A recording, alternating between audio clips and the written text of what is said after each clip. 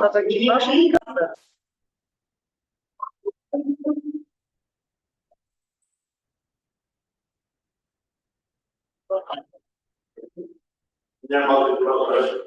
Παρακαλώ, καλημέρα. Καλημέρα, ανοίξαμε. Ναι, ανοίξαμε, μπορείτε να μπείτε. Καλημέρα σας. Αν θέλετε 2-3 λεπτά παραπέρα και να πούμε και παστές, γιατί έχουμε με τα κουδούνια σε ένα θέμα. Εντάξει.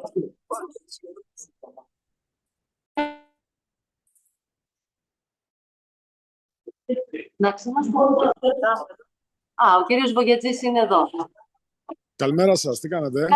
Καλημέρα. Μαζευόμαστε. Θα μας δώσετε 2-3 λεπτάκια, Βεβαίως, όσο χρειαστεί. Ωραία. Πώς είστε? Είμαι καλά, είμαι στο αεροδρόμιο, τώρα θα έχει λίγο βαβούρα. Εντάξει, όλα καλά. Ωραία.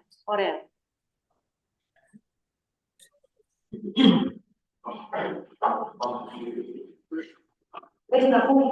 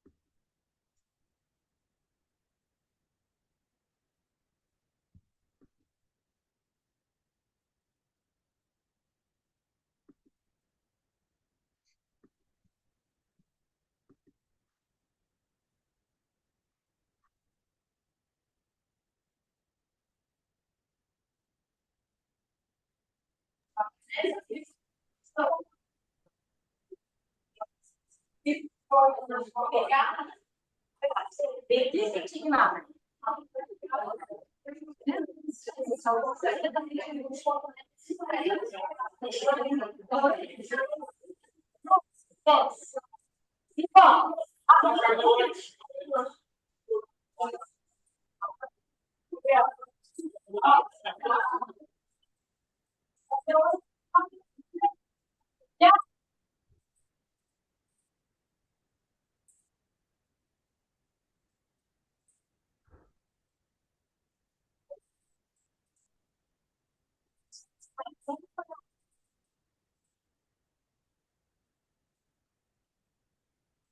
Λοιπόν, ανοίγεις.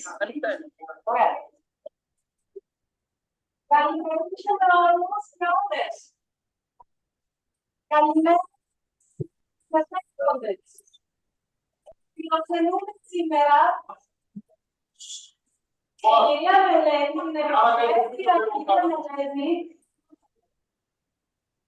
τον κύριο Μπουγιατζή, ο οποίος συνδέθηκε, είναι ο δήμαρχος Δοξάτου, συνδέθηκε από το αεροδρόμιο που μας είπε, αλλά ήθελε πολύ να είναι μαζί μας.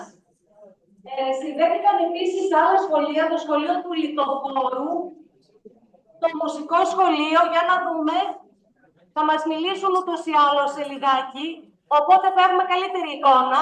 Γεια και χαρά σας, καλώς ορίσατε στο φιλόξενο Γενικό Λύκειο Δοξάτου. Καλημέρα. Κύριε Δήμαρχε, μήπως θέλετε να τοποθετηθείτε σύντομα εσείς, επειδή έχετε και αυτή τη δυσκολία? Καλημέρα σε όλους. Ήθελα πάρα πολύ με το που πήρα το μήνυμά σας να έρθω στην παρέα σας.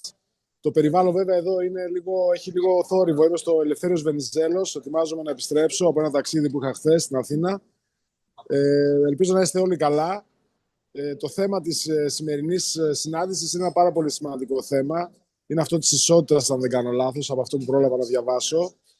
Ένα θέμα το οποίο έχει ένα δικαίωμα, το οποίο έχει κατακτηθεί μέσα από σημαντικούς αγώνες και μένει σε εμάς, σε εσάς και σε εμάς, σε όλους μας, σήμερα να το διατηρήσουμε και να του δώσουμε μια νέα διάσταση. Είναι ένα πάρα πολύ σημαντικό θέμα και σας καλώ όλους σας να αγωνιστείτε για να αγωνιστούμε μαζί για να το διατηρήσουμε.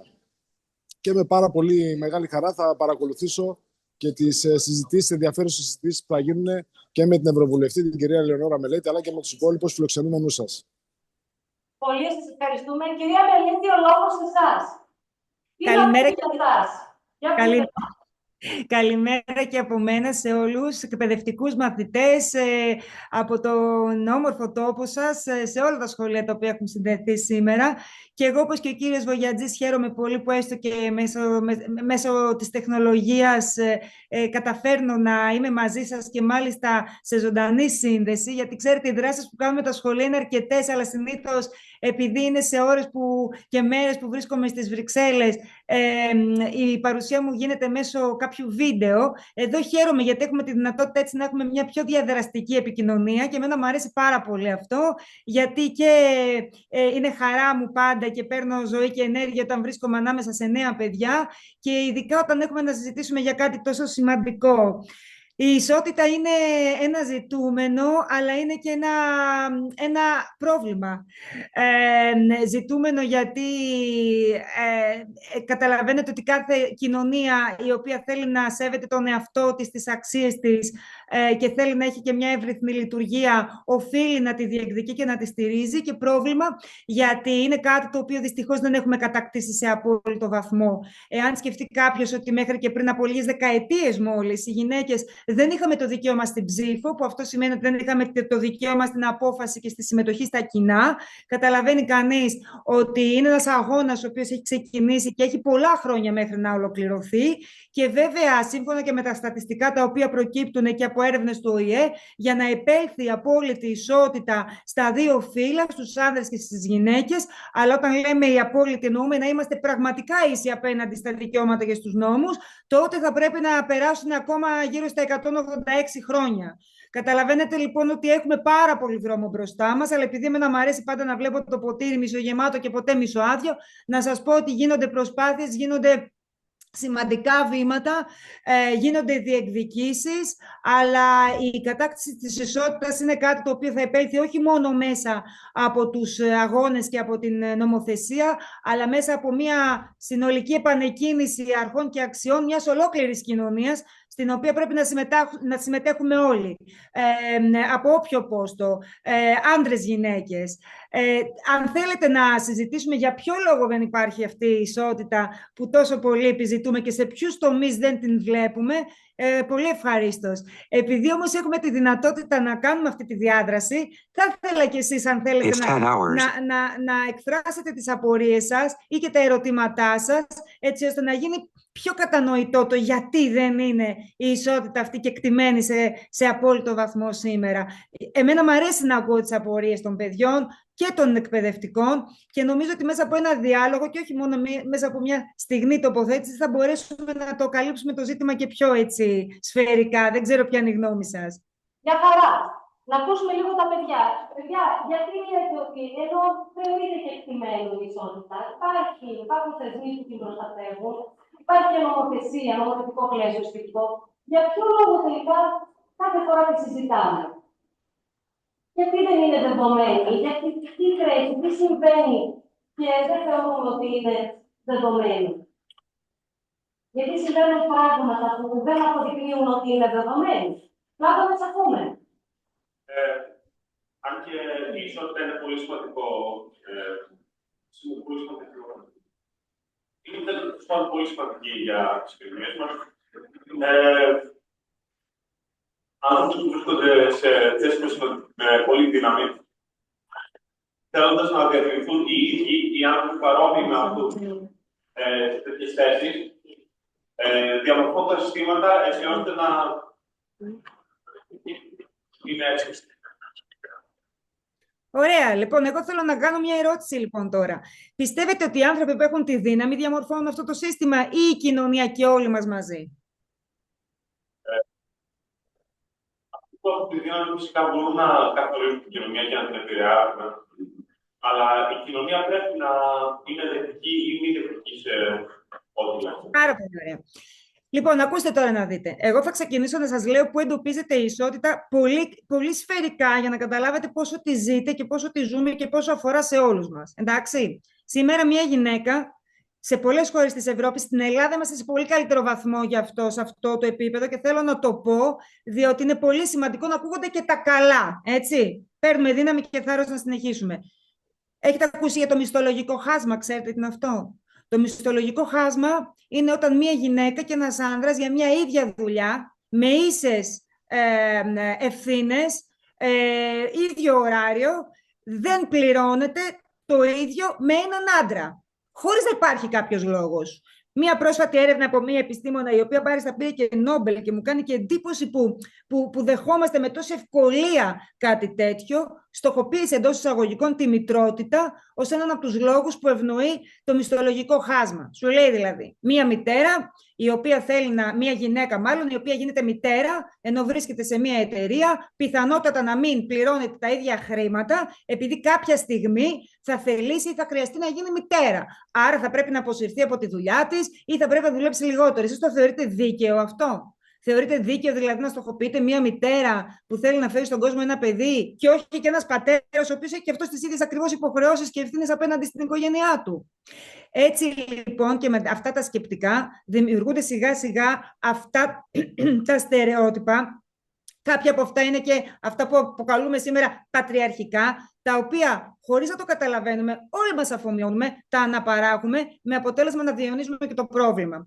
Να σας πω επίσης ότι υπάρχει ανισότητα και ως προς την πρόσβαση των γυναικών σε επαγγέλματα. Τα επαγγέλματα STEM, τα οποία είναι πάρα πολύ σύγχρονα και επίκαιρα στις μέρες μας και έχουν να κάνουν περισσότερο με την τεχνολογία, με τις επιστήμες, με τα μαθηματικά, είναι επαγγέλματα τα οποία όχι μόνο τα επιζητούν περισσότερο τα αγόρια, αλλά κατευθύνονται τα αγόρια κιόλας από το εκπαιδευτικό πλαίσιο να τα ακολουθήσουν σε σχέση με τις κοπέλες. Θέσεις εξουσίας. Οι θέσεις εξουσίας είναι επίσης ένας χώρος όπου αντιμετωπίζεται η ανισότητα. Δεν βλέπουμε πολλές φορές και συχνά γυναίκες σε θέσεις εξουσίας. Ποιες είναι οι θέσεις εξουσίας? Είναι η πολιτική, είναι η διοίκηση σε διάφορες εταιρείες, είναι θέσεις, σε πάση περιπτώσει, λίγο περισσότερο νευραλγικές, οι οποίες απαιτούν περισσότερο διοικητικά και ηγετικά ένστικτα. Δεν βλέπουμε πολλές γυναίκες. Τώρα, μάλιστα, πρόσφατα, στις εκλογές που έγινε για την επανεκλογή της Επιτρόπου της Κομισιόν, και για την επιλογή των επιτρόπων από τα κράτη-μέλη, θέλανε, εν πάση περιπτώσει, οι Ευρωπαίοι να κρατήσουν τις λεγόμενες περίφημες ποσοστώσεις. Ποσοστώσεις σημαίνει ότι όσοι άντρες, τόσοι και γυναίκες ήταν υποψήφοι για τις εκλογές αυτές.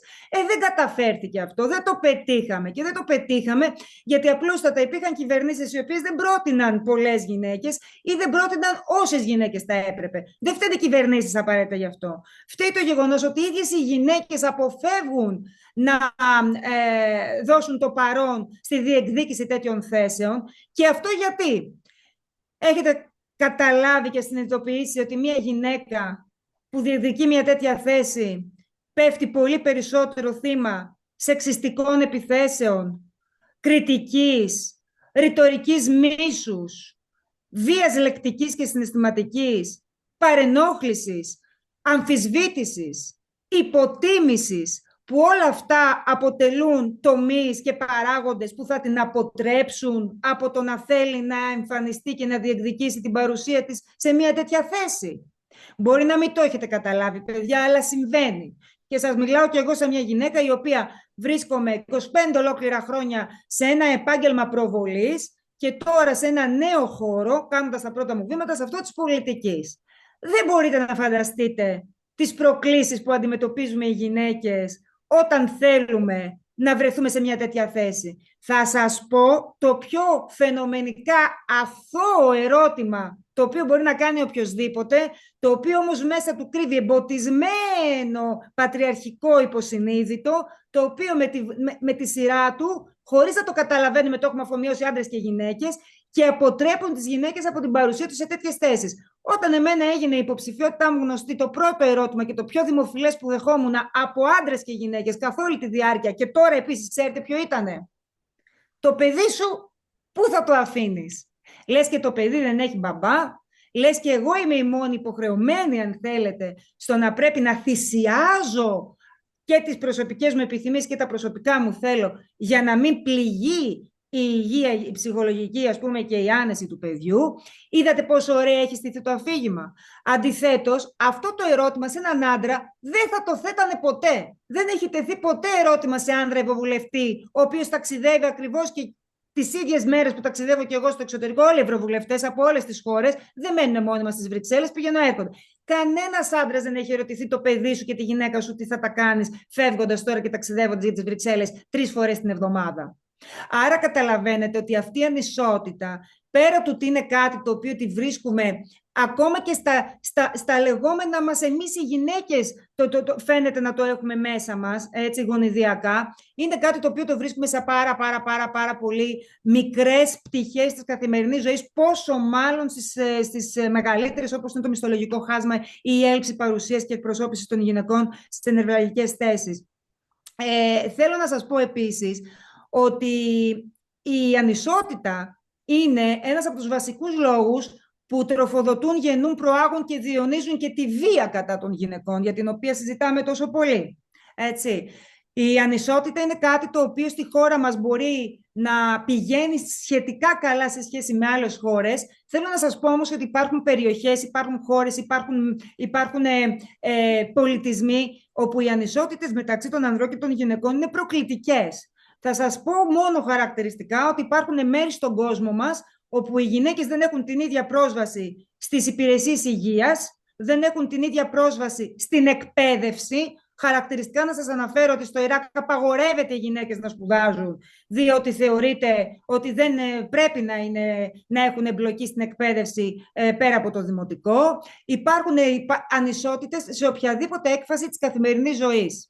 Η βία, λοιπόν, η οποία είναι και ένα ζητούμενο των ημερών, γιατί θα το ακούτε και θα το βλέπετε συνεχώς και στις ειδήσεις κάθε μέρα έχουμε, δεν ξέρω κι εγώ πόσα περιστατικά κακοποίησης, πόσα περιστατικά γυναικοκτονιών, όπου και πάλι θέλω να σας πω για να καταλάβετε τη διαφορά. Στη χώρα μας τον περασμένο χρόνο σημειώθηκαν ένα ποσοστό, αν θέλετε, γυναικοκτονιών που αντιστοιχεί μία κάθε μήνα, που σε εμάς πραγματικά ακούγεται ένα αισχρό νούμερο, και είναι ένα αισχρό νούμερο. Δεν μπορεί να νοηθεί κανείς ότι κάθε μήνα σκοτώνεται μία και περισσότερες γυναίκες από τα χέρια ενός συντρόφου. Στη Γαλλία και στην Ιταλία έχουμε κάθε μέρα από μία και παραπάνω γυναικοκτονίες.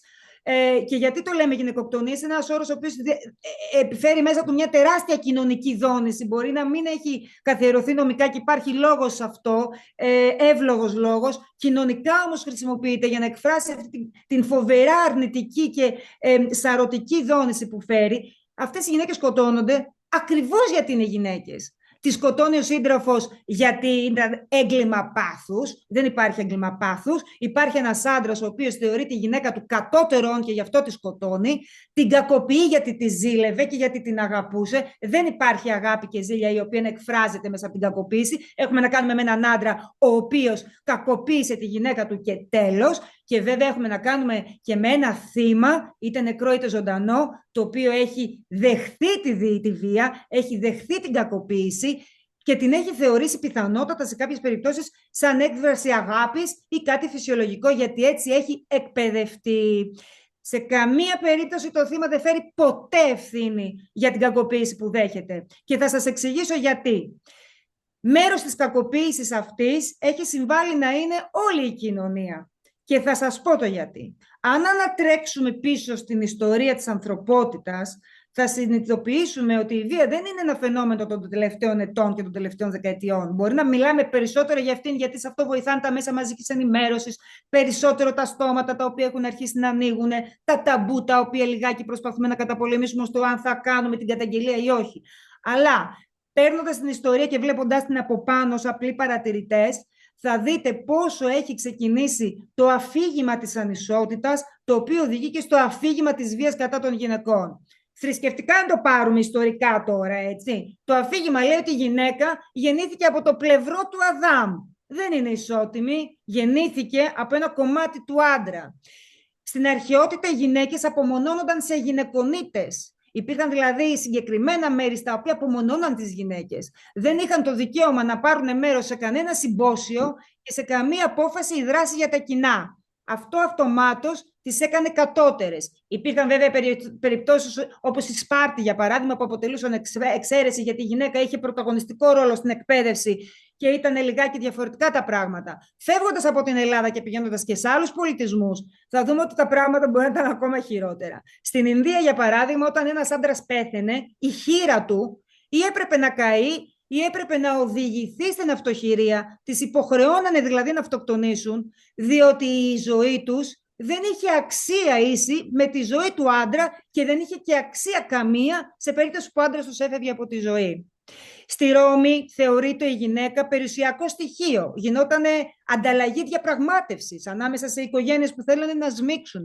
Εάν ψάξετε και δείτε σε όλη την ανθρωπότητα και σε όλους τους πολιτισμούς, οι γυναίκες ήταν ταυτισμένες με κάτι ποδέστερο. Ακόμα και στη μυθολογία μας, οι γυναίκες είναι περισσότερο ταυτισμένες με το κακό. Έτσι, αν κάτσετε να δείτε λιγάκι την ιστορία της μυθολογίας της ελληνικής, θα δείτε ότι οι γυναίκες ήταν συνήθως εκείνες οι οποίες καταριόντουσαν, εκείνες οι οποίες ήταν καταραμένες, ήταν συνδεδεμένες με το κακό, όπως και σε άλλους πολιτισμούς, με τη μαγεία, με τα δαιμόνια και όλα τα σχετικά.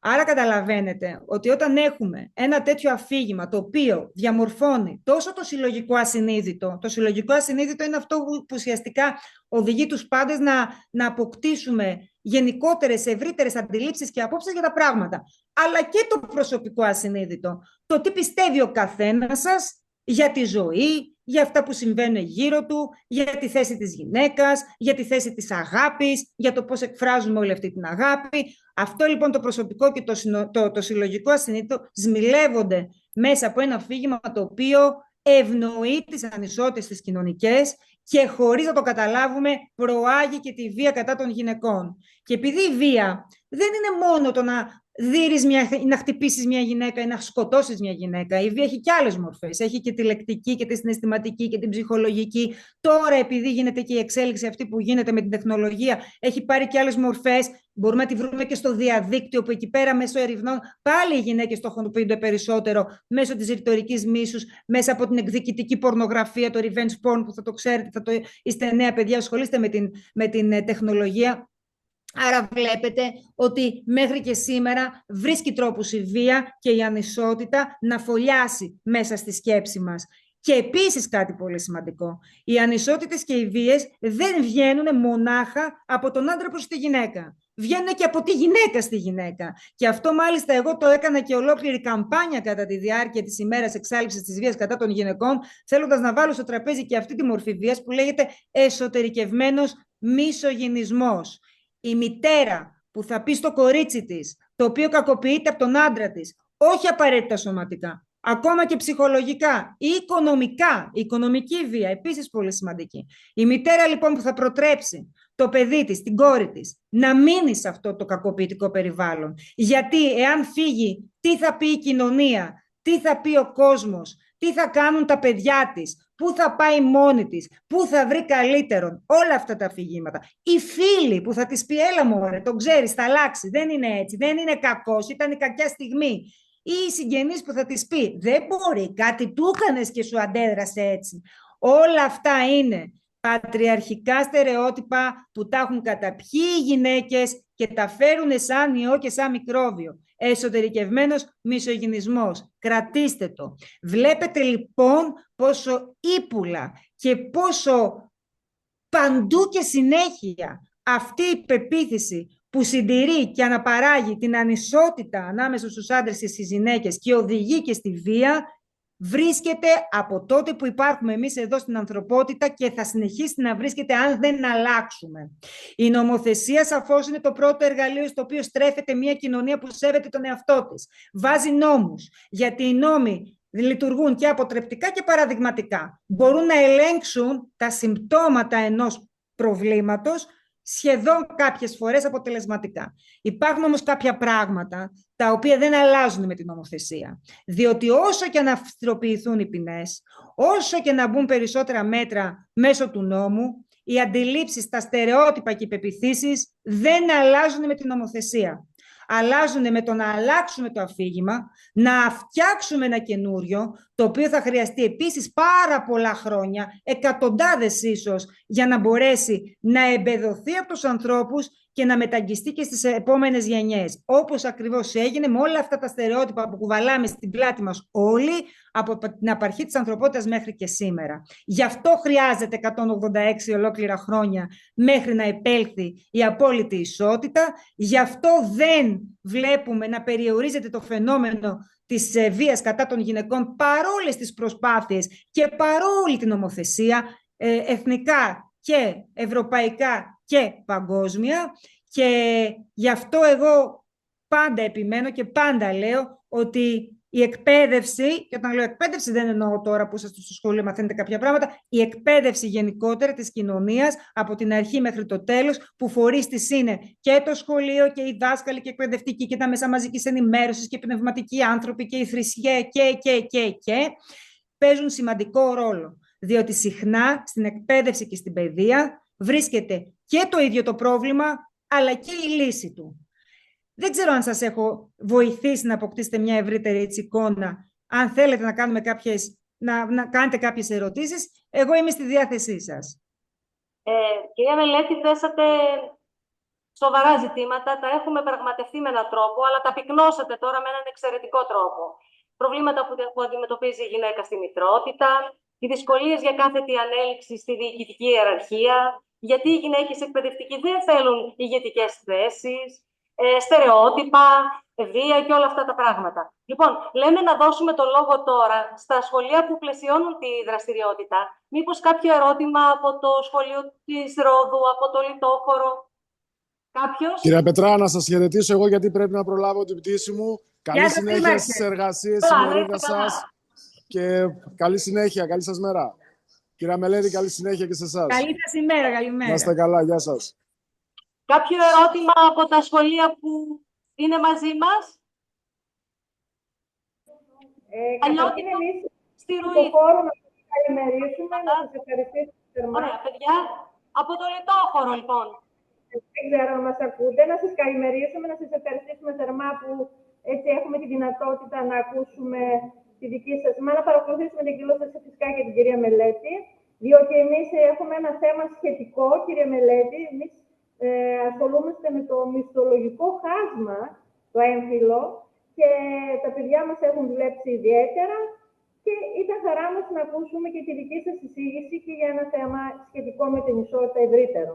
Και ξέρετε, το μισθολογικό χάσμα, αγαπητοί μου, δεν έχει να κάνει μόνο με τους μισθούς. Το μισθολογικό χάσμα υπάρχει και στις συντάξεις. Αυτό θα έχουμε υπόψη μας. Είναι κάτι το οποίο το διαπραγματευόμαστε αυτή τη στιγμή στην Ευρώπη. Έχω κάνει κάποιες τροπολογίες σε σχέση με αυτό, γιατί θα πρέπει να σκεφτούμε ότι από τη στιγμή που υπάρχει στους μισθούς θα υπάρξει αργότερα και στις συντάξεις. Γι' αυτό και οι γυναίκες προκύπτει και από έρευνες ότι είναι πιο ευάλωτες και στη φτώχεια, έτσι, στη φτωχοποίηση. Είναι ένα τεράστιο ζήτημα. Βέβαια, συγκριτικά, για να δώσουμε και θα το ξέρετε και οι ίδιες, εάν ακολουθείτε και το θέμα και κάνετε, όπως μου είπατε, και μια έτσι περισσότερη, πιο αναλυτική προσέγγιση. Στην Ελλάδα, σε σχέση με άλλες ευρωπαϊκές χώρες, γίνονται προσπάθειες και φαίνεται ότι έχει κλείσει το μισθολογικό χάσμα σε σχέση με άλλες ευρωπαϊκές χώρες που είναι ακόμα πολύ πιο πίσω. Εμείς είμαστε πολύ καλά στη λίστα της τελικής κατάταξης. Ωραία, κύριε Μελέτη, χαιρόμαστε και είμαι σίγουρη ότι θα πλαισιώσει και η δική μας εκδήλωση με τη δική σας έτσι παρέμβαση. Θα ήταν χαρά μας. Ευχαριστούμε θερμά. Να είστε καλά. Ευχαριστούμε θερμά. Να δώσουμε το λόγο στο σχολείο της Ρόδου, στο μουσικό σχολείο. Ναι, γεια σας. Εμείς θα θέλαμε να ρωτήσουμε την κυρία Λεωνόρα Μελέτη όσον αφορά το θέμα που υπάρχει και στο Ευρωκοινοβούλιο αυτή την περίοδο για τις εκτρώσεις και πώς εκείνη, ποια είναι η στάση της και η στάση γενικά και της Ευρώπης. Για τις άλλες χώρες, γιατί εμείς ακούμε μόνο της Ελλάδας. Βεβαίως. Λοιπόν, θα σας πω αμέσως. Αν μου επιτρέπετε, εμείς έχουμε διεξαγάγει ολόκληρη έρευνα εδώ με ερωτηματολόγια στο σχολείο σχετικά με τη στάση των μαθητών, παρά το γεγονός, όσον αφορά τις εκτρώσεις εννοώ, παρά το γεγονός ότι είναι ευρωπαϊκό κεκτημένο. Τι λέτε κι εσείς, για πείτε μας. Λοιπόν, ακούστε να δείτε τι γίνεται, γιατί έχει ξεκινήσει μια τεράστια συζήτηση γύρω από αυτό και μάλιστα στις 17 Μαρτίου, με συγχωρείτε, θα ταξιδέψω μέχρι και την Νέα Υόρκη, όπου θα εκπροσωπήσω το Ευρωπαϊκό Λαϊκό Κόμμα στην σύνοδο που γίνεται στον ΟΗΕ για την θέση της γυναίκας, έτσι όπως θέλουμε οι Ευρωπαίοι να την εκφράσουμε. Έχουμε κάνει ήδη ένα πρώτο κείμενο, το οποίο κείμενο έχει υπερψηφιστεί. Σε αυτό το κείμενο, λοιπόν, διεκδικούμε, και εμένα αυτή είναι η θέση μου, ότι όλες οι γυναίκες θα πρέπει να έχουν το δικαίωμα στην ασφαλή έκτρωση. Ξέρετε, εγώ κάποτε δεν ήμουν υπέρ. Κάποτε, όταν ήμουν λίγο πιο νέα και είχα μέσα μου έτσι την απολυτότητα, αν θέλετε, των απόψεων και των σκέψεων που εκφράζουν οι νέοι και είναι τόσο γοητευτικό και τόσο ωραίο ταυτόχρονα, αλλά μερικές φορές δεν είναι σωστά και ολοκληρωμένο, έλεγα όχι, ότι είναι κάτι το οποίο φέρει μέσα την ατομική ευθύνη. Αν δεν θέλεις να μείνεις έγκυος, δεν μένεις. Και υπάρχουν μέτρα προφύλαξης, η αντισύλληψη είναι το παν, η λύση της εκτρώσης είναι η αντισύλληψη, θα πρέπει όταν είσαι ενήλικας υπεύθυνος να μην μένεις έγκυος αν δεν θες. Ναι, ισχύει αυτό. Όταν είσαι παντρεμένος με έναν άνθρωπο με τον οποίο θέλεις να κάνεις ή δεν θέλεις να κάνεις μια οικογένεια, και όχι όταν ζεις σε μια χώρα όπου οι γάμοι στα ανήλικα κορίτσια, οι καταναγκαστικοί λεγόμενοι, επιτρέπονται, άρα τα κορίτσια μένουν έγκυες από τα 9 τους χρόνια, όχι όταν είσαι ένα θύμα βιασμού, στο οποίο υποχρεώνεσαι σε κάτι το οποίο δεν θέλεις, και αν ακόμα και η εγκυμοσύνη επέλθει μετά από αυτό, πρέπει να έχεις το δικαίωμα να τη διακόψεις, γιατί είναι πάρα πολύ δύσκολο για μια γυναίκα όλη αυτή η διαδικασία, πάρα πολύ επώδυνη, πόσο μάλλον το να πρέπει να φέρει στον κόσμο το παιδί ενός βιαστή. Εδώ θα έρθουν οι φωνές και θα πούνε ναι, αλλά υπάρχουν τόσα ιδρύματα, μπορείς να το δώσεις, υπάρχουν τόσα ζευγάρια τα οποία υιοθετούνται. Δεν είναι έτσι, παιδιά. Δεν μιλάμε για αντικείμενα, μιλάμε για ανθρώπινες ζωές. Και δεν είναι και καθόλου εύκολο, αλλά πολύ τραυματικό η διάρκεια της εγκυμοσύνης μιας γυναίκας η οποία έχει πέσει θύμα βιασμού και φέρει στον κόσμο το παιδί ενός βιαστή. Το παιδί αυτό επίσης μεγαλώντας θα έχει ένα αφήγημα στη ζωή του. Θα είναι το εγκαταλελειμμένο παιδί, το οποίο θα θέλει να μάθει γιατί εγκαταλείφθηκε και θα ίσως χρειαστεί να πρέπει να μάθει ότι η ιστορία του για τον ερχομό του στον κόσμο ήταν αυτή που ήταν. Έχουμε ακούσει χιλιάδες φορές προβλήματα και μέσα στα ίδια τα ιδρύματα τα οποία φιλοξενούν παιδιά. Δεν χρειάζεται να τα πω, γιατί εμένα δεν μου αρέσει και η γενίκευση. Υπάρχουν και δομές που κάνουν εξαιρετικό έργο, αλλά και αυτές πόσα παιδιά να μπορέσουν να μεγαλώσουν. Έρευνες της ψυχολογίας, γιατί μου επιτρέπετε, μιλώ και ως φοιτήτρια τριτοετής στο Πανεπιστήμιο της Κύπρου, κάνω ένα δεύτερο πτυχίο στην ψυχολογία τώρα. Λέει και επιμένουν οι έρευνες ότι τα παιδιά τα οποία μεγαλώνουν στα ιδρύματα, υπάρχει μάλιστα και μια έρευνα που λέγονται και τα παιδιά της πτέρυγας, της αριστερής, ότι τα παιδιά που μεγαλώνουν στα ιδρύματα δεν μπορούν να έχουν έναν άνθρωπο πάνω τους, το κάθε ένα ξεχωριστά, που θα τους προσφέρει την αγκαλιά, τη ζεστασιά, τη φροντίδα, την προσωπική ενασχόληση, με αποτέλεσμα να προκύπτει μετά και από την ενήλικη τη ζωή ότι συναισθηματικά αυτά τα άτομα είναι στερημένα, είναι αποστερημένα. Και αυτό έχει τις επιπτώσεις του. Βλέποντας λοιπόν και μεγαλώνοντας τη σκληρή πραγματικότητα της αληθινής ζωής, συνειδητοποίησα ότι οι γυναίκες πρέπει να έχουν ελεύθερη πρόσβαση, για μένα θα πρέπει να είναι θεμελιώδης δικαίωμα, στην ασφαλή έκτρωση. Και γιατί λέω ασφαλή? Γιατί, παιδιά, όσο και αν οι πιο συντηρητικές κοινωνίες μάχονται για να μην αναγνωριστεί ως δικαίωμα των γυναικών η άμβλωση, δεν πρόκειται να σταματήσουν τη γυναίκα η οποία θέλει να προβεί σε αυτήν. Η γυναίκα που θέλει να κάνει έκτρωση θα την κάνει και θα απενθυθεί όταν απαγορεύεται στο κράτος της σε παράνομες εκτρώσεις. Που αυτό σημαίνει ότι θα βάλει τη ζωή της σε κίνδυνο και πολλές φορές μπορεί και να πεθάνει. Ή αν δεν πεθάνει, να μην μπορέσει ποτέ στη ζωή της μετά να ξανακάνει παιδιά. Επίσης, θέλω να σας πω χαρακτηριστικά ότι στις περιοχές και στις χώρες όπου απαγορεύεται η έκτρωση, είναι μεγάλα τα ποσοστά βρεφικής της θνησιμότητας. Που αυτό τι σημαίνει? Ότι οι γυναίκες τα γεννάνε και μετά βρίσκουν έναν τρόπο, αν δεν τα εγκαταλείψουν. Και όλοι καταλαβαίνετε τι γίνεται για να έχουμε υψηλά ποσοστά βρεφικής θνησιμότητας. Θέλω λοιπόν να σας πω ότι στη χώρα μας το δικαίωμα στην άμβλωση έχει κατοχυρωθεί από το 1980.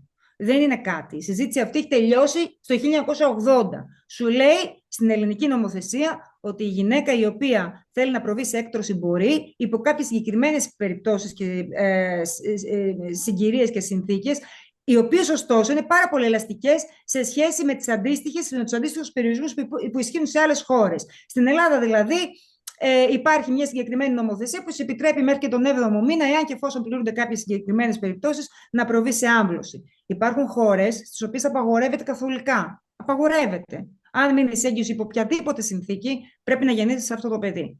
Εάν δεν ταξιδέψεις κάπου αλλού που επιτρέπεται η έκτρωση για να κάνεις αυτή τη διαδικασία. Υπάρχουν χώρες όπου επιτρέπεται υπό πολύ συγκεκριμένες συνθήκες, π.χ.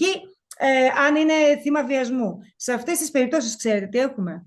Έχουμε ψευδείς καταγγελίες βιασμών, έτσι ώστε να δοθεί η άδεια για να μπορέσει να πάει να κάνει έκτρωση η γυναίκα. Γενικώς η απαγόρευση, ειδικά σε τέτοια θέματα που έχουν να κάνουν με δικαιώματα, δεν είναι η λύση. Η λύση είναι η άμεση πρόσβαση σε ασφαλή νομοθετημένη άμβλωση και από εκεί και πέρα για μένα, όταν δεν υπάρχουν παραφύσιοι συνθήκες όπως είναι ο βιασμός και όλα τα λοιπά, γιατί να ξέρετε ότι ειδικά τώρα με τους πολέμους ο βιασμός χρησιμοποιείται και σαν όπλο και πολλές γυναίκες καταλήγουν να φέρουν παιδιά στον κόσμο ως θύματα βιασμού εν περίοδο πολέμου, που και αυτό είναι ένα πολύ σοβαρό ζήτημα. Καθίστε εδώ, ήταξα τη σκέψη μου με την παρένθεση αυτή. Έλεγα λοιπόν ότι... Τι έλεγα, βοηθήστε με λίγο γιατί πατάς εντόνι. Για τις ειδικές συνθήκες, για τις ειδικές περιπτώσεις. Και εδώ κάπου θέλω να βάλετε... Ναι, το θυμήθηκα. Όταν λοιπόν... Ένα θέμα τώρα που σας διέκοψα. Ναι.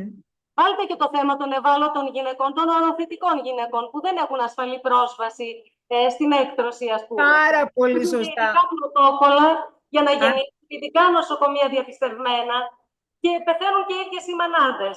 Θέλω να σας πω κάτι. Βάλατε εσείς αυτή την πάρα πολύ σημαντική παράμετρο. Αν θέλετε να το ανοίξουμε κι άλλο, υπάρχουν και γυναίκες οι οποίες είναι και γυναίκες με αναπηρίες και μετά από βιασμό καλούν να φέρουν στον κόσμο ένα παιδί. Πόσο και αυτό μπορεί να είναι ηθικό και θεμιτό, δηλαδή πόσο μπορούμε να το επιτρέψουμε αυτό όταν ξέρουμε ότι συμβαίνει. Όταν λοιπόν υπάρχουν οι περιπτώσεις αυτών των ειδικών συνθήκων και υπάρχουν και οι άλλες οι περιπτώσεις, όπου εκεί πέρα έχουμε να κάνουμε με εγκυμοσύνη στην ανήλικη ηλικία, με εγκυμοσύνη μη προγραμματισμένη ανάμεσα σε ένα ζευγάρι, όπου εκεί πέρα ναι, έρχεται η σημασία της αντισύλληψης, ναι, έρχεται η σημασία της ενημέρωσης. Για μένα, εσείς οι νέοι άνθρωποι θα πρέπει να γνωρίζετε πάρα πολύ καλά τι πάει να πει προστασία, να πρέπει να γνωρίζετε όλους τους τρόπους προστασίας, θα πρέπει να είστε πάρα πολύ προσεκτικοί, πάρα πολύ υπεύθυνοι. Θα πρέπει να ξέρετε ότι η αντισύλληψη αυτή τη στιγμή είναι ένα τεράστιο εργαλείο που έρχεται στα χέρια σας. Και όταν λέμε αντισύλληψη, να ξέρετε και ποια είναι η χρήση της αντισύλληψης. Μην μου πείτε ότι το hub της επόμενης ημέρας είναι αντισύλληψη. Δεν είναι αντισύλληψη. Άρα λοιπόν, εγώ ποντάρω πάρα πολύ και σε αυτό. Έχω εμπιστοσύνη στα νέα παιδιά. Θεωρώ ότι για αυτά τα πράγματα πρέπει να αρχίσουμε να μιλάμε από πάρα πολύ μικρή νεαρή ηλικία. Εγώ στην κόρη μου έχω αρχίσει ήδη και μιλάω για πράγματα τα οποία στην εποχή τη δική μου θεωρούνταν ταμπού. Και τώρα που κάποιοι θέλουν να βάλουν μέσα το μάθημα της σεξουαλικής διαπαιδαγώγησης, που κάποιοι αντιτίθενται γιατί φοβούνται μήπως, εν πάση περιπτώσει, δώσει χώρο και σε μια woke agenda στην οποία εγώ είμαι αντίθετη. Παρόλα αυτά όμως φοβούνται ότι μπορεί αυτό να γίνει ο δούριος ύπος για να περάσει και η woke agenda. Όχι. Η σεξουαλική διαπαιδαγώγηση μιλάει για το πώς θα πρέπει μια γυναίκα να γνωρίσει τα αναπαραγωγικά της δικαιώματα, πώς θα πρέπει να προστατευτεί, πώς θα πρέπει να τα διεκδικήσει, πώς ένας άντρας επίσης αντιστοίχως θα πρέπει να ξέρει ποιες είναι οι δικές του οι ατομικές ευθύνες. Δεν είναι κακό να μιλάμε γι' αυτό. Για μένα θα πρέπει το ταμπού αυτό να σπάσει και θα πρέπει να ενισχύσει πάρα πολύ τη γνώση και την εκπαίδευση των νέων γύρω από τα αναπαραγωγικά δικαιώματα. Ναι, είναι και το θέμα της παρένθετης μητρότητας, όπου βέβαια εμπλέκεται ένα τρίτο ή περισσότερα πρόσωπα και εκεί πάλι τα πράγματα είναι δύσκολα για τη γυναίκα. Εκεί να ξέρετε ότι είναι και πάρα πολύ διχασμένη και η Ευρώπη, να ξέρετε, έτσι. Γιατί υπάρχει η παρένθετη μητρότητα, η οποία ουσιαστικά εμπαραγματοποιεί το γυναικείο σώμα και κάνει την μητρότητα επάγγελμα σε κάποιες περιπτώσεις. Υπάρχει όμως και εκείνη η πιο, ας πούμε, πώς να το πω, υπάρχει και η άλλη, δεν θα βάλω κάποιο χαρακτηρισμό, υπάρχει και η άλλη παρένθετη μητρότητα, η οποία έρχεται ουσιαστικά να εκπληρώσει το όνειρο της μητρότητας σε μια οικογένεια μέσα από την ίδια την οικογένεια. Βλέπουμε δηλαδή αδελφές να κυοφορούν το έμβριο της αδελφής και του άντρα της, που δεν είναι δικό της παιδί, εκεί είναι απλά το φιλοξενεί. Εκεί γύρονται και άλλα ηθικά ζητήματα. Η Ευρώπη είναι πάρα πολύ θυγασμένη σε αυτό. Υπάρχουν πολιτικές ομάδες που είναι παντελώς αντίθετες σε αυτό, γιατί θεωρούν ότι εργαλειοποιείται το γυναικείο σώμα. Άλλες φωνές λένε ότι όχι, είναι στην αυτοδιάθεση της γυναίκας. Είναι ένα θέμα το οποίο αποτελεί καυτή πατάτα ακόμα και δεν υπάρχει ξεκάθαρη τοποθέτηση. Δηλαδή, αν δείτε στις ψηφοφορίες, πολλοί ευρωβουλευτές και πολλές χώρες και πολιτικά κόμματα απέχουν. Η αποχή στις ψηφοφορίες της Ευρώπης δεν σημαίνει ότι δεν θέλω, σημαίνει ότι ακόμα δεν έχω αποφασίσει που βρίσκομαι. Είναι το ναι, είμαι υπέρ, είναι το όχι, είμαι το κατά και είναι και η αποχή, που δεν είναι ότι δεν εμφανίζομαι και ψηφίζω αποχή, που σημαίνει ότι ακόμα θέλω χρόνο να δω πώς νιώθω με αυτή την εξέλιξη. Δεν σας ακούω. Ναι. Το Λύκειο του Λιτοχώρου σας έχει ένα ερώτημα. Παιδιά, πείτε μας. Καλησπέρα σας και το Λύκειο του Λιτοχώρου. Θέλαμε να σας κάνουμε μια ερώτηση για μου που αναφέρετε πριν, κυρία Μελέτη. Το μισθολογικό χάσμα στην Ελλάδα, γιατί πιστεύετε τόσο πολύ και ποιο είναι το ότι δεν έχουμε τόσο μεγάλη διαφορά όχι σχετικά με τις άλλες χώρες της Ευρώπης. Για να ανάψω απλά και το γάτο μου που νιαουρίζει δίπλα, αλλά υπάρχει και μια μικρή απόσταση με το μικρόφωνο. Με ρωτάτε για ποιο λόγο η Ελλάδα είναι καλύτερα σε σχέση με άλλες χώρες. Ναι. Γιατί έχει φροντίσει να ακολουθήσει και να ενσωματώσει κάποιες οδηγίες, τις λεγόμενες οδηγίες διαφάνειας, που έχει προτείνει η Ευρωπαϊκή Ένωση. Ξέρετε, η Ευρωπαϊκή Ένωση έχει δύο τρόπους για να επηρεάσει τα κράτη-μέλη. Μία είναι οι κανονισμοί. Από τη στιγμή που θα ψηφιστεί ένας κανονισμός, θα πρέπει να ενσωματωθεί μέσα στο νομοθετικό πλαίσιο της κάθε χώρας. Και υπάρχει και η οδηγία. Η οδηγία είναι μια συμβουλή που δίνει στα κράτη-μέλη, χωρίς να είναι υποχρεωμένα να την ακολουθήσουν. Η Ελλάδα, λοιπόν, έχει δεχτεί και ακολουθεί και ενσωματώνει και στο νομοθετικό της πλαίσιο αυτές τις οδηγίες και τους κανονισμούς, βεβαίως, που αφορούν σε αυτό. Στο μισθολογικό χάσμα, λοιπόν, σου λέει ότι θα πρέπει να υπάρχει μεγαλύτερη διαφάνεια. Όταν λέμε διαφάνεια, τι εννοούμε? Να δηλώνουν δηλαδή οι εταιρείες και οι οργανισμοί ότι εγώ έχω προσλάβει αυτή τη γυναίκα με αυτή την αμοιβή για αυτή την εργασία, που ουσιαστικά δεν έχει καθόλου από την αντίστοιχη εργασία από την αμοιβή για την ίδια εργασία που παίρνει και ένας άντρας. Αυτό λοιπόν βοηθάει πάρα πολύ στη μείωση του χάσματος. Έτσι, και το βλέπουμε και στον ιδιωτικό και στο δημόσιο τομέα να πραγματώνεται αυτό. Υπάρχουν άλλες χώρες οι οποίες δεν το εφαρμόζουν και δεν το ακολουθούν καθόλου. Δεν υπάρχει δικαιολογία γι' αυτό. Κάποιες χρησιμοποιούν τη μητρότητα, που σου λένε ότι εμένα θα μου έρθεις, αλλά μετά δεν θα πρέπει να μου δουλέψεις. Εγώ θα σου πληρώνω το επίδομα, αλλά θα πρέπει να έχω και έναν άλλον. Οπότε προσπαθώ να το ισορροπήσω. Πατάνε σε αυτό.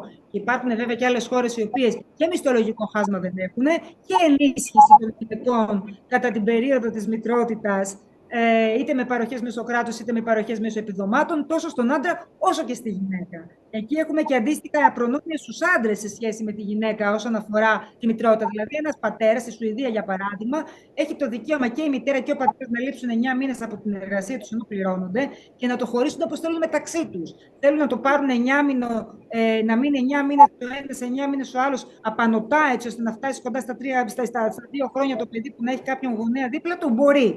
Θέλουν να το πάρουν ένα λάξ, θέλουν να το πάρουν ταυτόχρονα. Θέλουν να το παίρνει ένα μήνα ο ένας, ένα μήνα ο άλλος, μπορούν να κάνουν ό,τι θέλουν.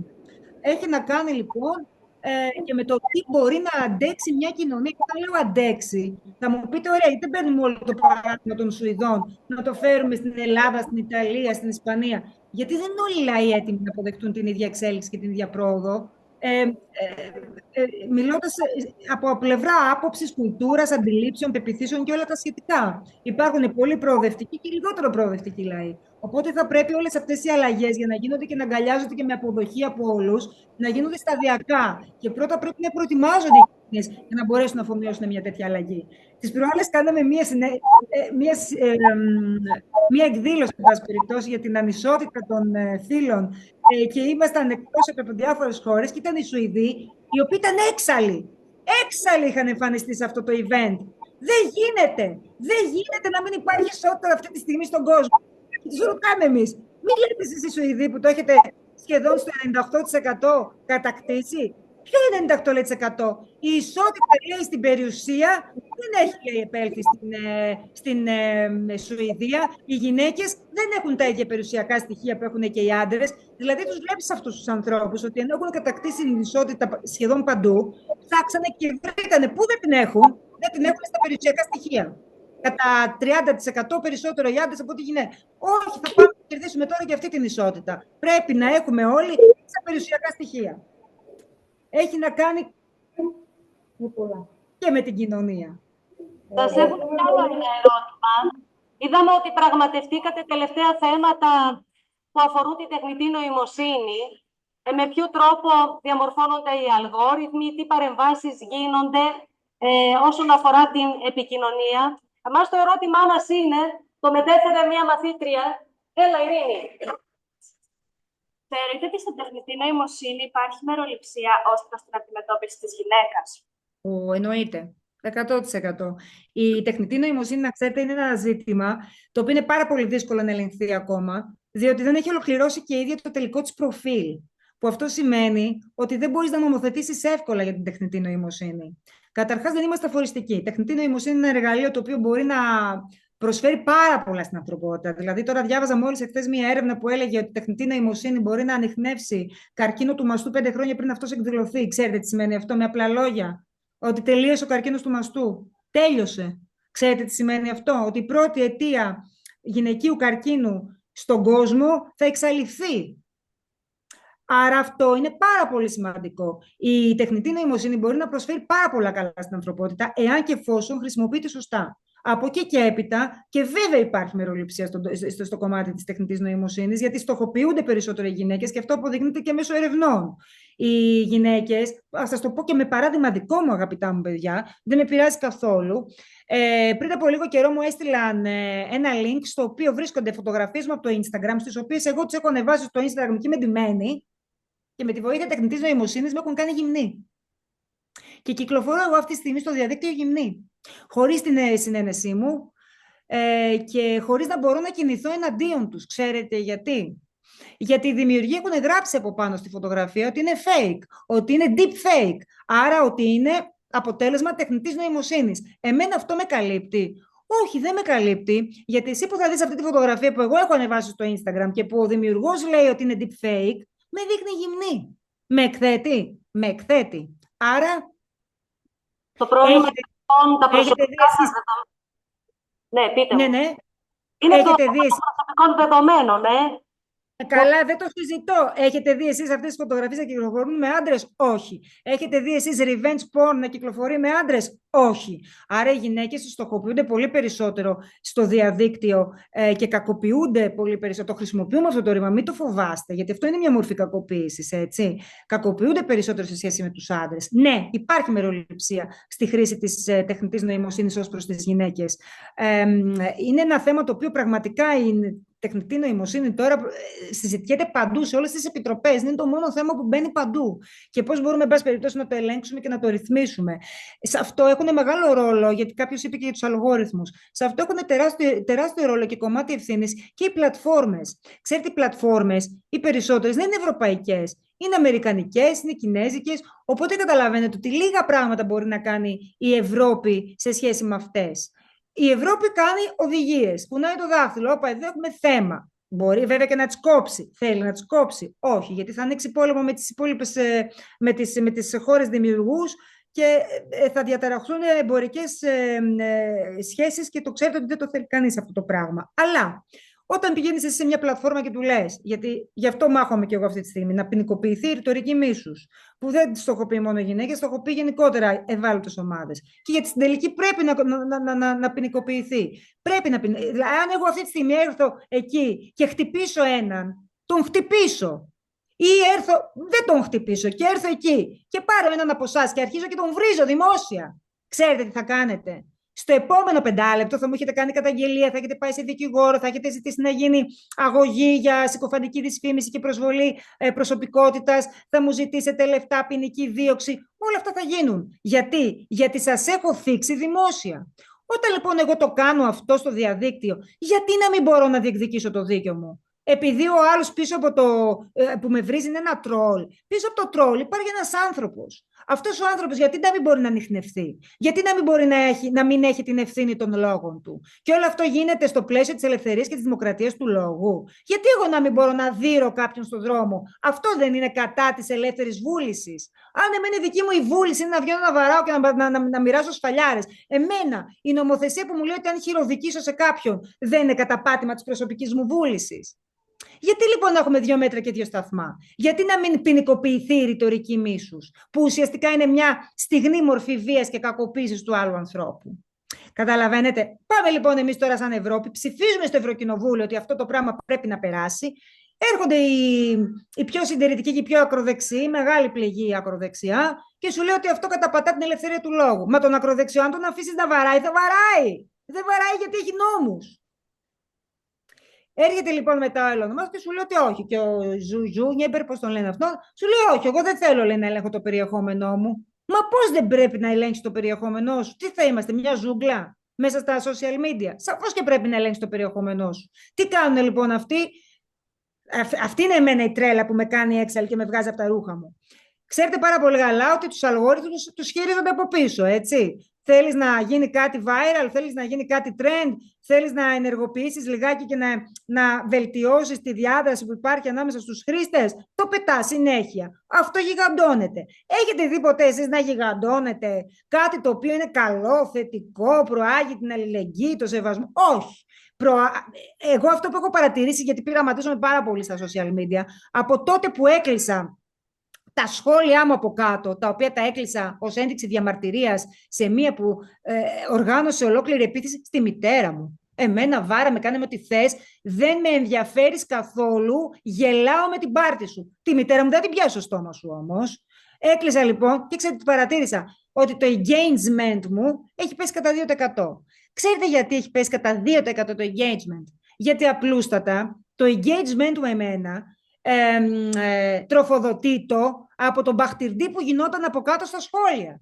Που έμπαινε ένας έβριζε, έμπαινε ο άλλος ξανάβριζε αυτόν που με έβριζε, έμπαινε ο άλλος έβριζαν αυτούς που βρίζανε εμένα, βριζόντουσαν μεταξύ τους, ξαναμπαίναν άλλοι που βρίζανε εμένα και γινόταν αυτό το πανηγύρι, αυτό το τσιρκολίκι κάτω από το προφίλ, το οποίο βέβαια έδινε τροφοδοσία μέσω αλγορίθμου βεβαίως, έτσι, γιατί οτιδήποτε θέλουμε να το προάγουμε πάρα πολύ εύκολα. Πάμε λοιπόν εμείς στην Ευρώπη και τους λέμε, με τον ίδιο τρόπο λοιπόν που προάγετε τους αρνητικούς αλγόριθμους, βρείτε έναν τρόπο να προάγετε και τους θετικούς.